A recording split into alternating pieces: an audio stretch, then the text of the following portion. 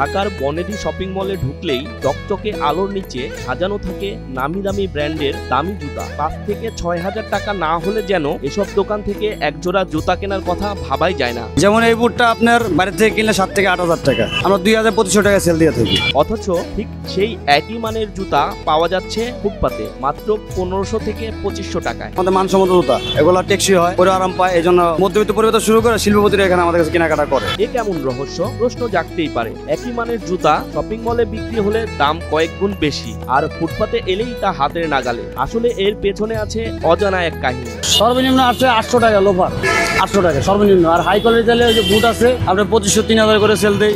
Sandal আছে। এর পেছনে রয়েছে ব্র্যান্ডের গোপন গেম। দেশি প্রতিষ্ঠানগুলোই আন্তর্জাতিক ব্র্যান্ডের জন্য জুতা তৈরি করে। এসব জুতার গুণগত মান যাচাই করা হয় কঠোরভাবে, কিন্তু কিছু কিছু জুতায় থাকে অতি সামান্য খুঁত, যা একেবারে খুঁটিয়ে না দেখলে বোঝার উপায় নেই। আন্তর্জাতিক বাজারে এসব ম্যানুফ্যাকচারিং ডিফেক্ট থাকা জুতো পাঠানো হয় না, তখন সেগুলো গোপনে কম দামে কিনে নেয় কিছু ব্যবসায়ী, আর সেই ব্র্যান্ডের জুতাই এসে মেলে ঢাকার ফুটপাতে। আমাদের বুটের কোয়ালিটি ভালো। এগুলো ডাইরেক্ট চিটিগং ইপিজেড থেকে আসে। তো এখানে আছে লাসিকি আছে, ক্যাট আছে, তারপর আপনার টিম্বারল্যান্ড আছে, তারপরে উডল্যান্ড আছে। এই ৪ থেকে ৫ পদার ৫ ডিজাইনের মাল এখানে আসে। যে জুতাগুলো মলে পাওয়া যায় সেগুলোর পেছনে থাকে প্রচুর খরচ, যেমন দোকানের বিল, আলোর ঝলমলে পরিবেশ, ব্র্যান্ডের নাম, উচ্চ মূল্যে বিক্রির প্রেস্টিজ।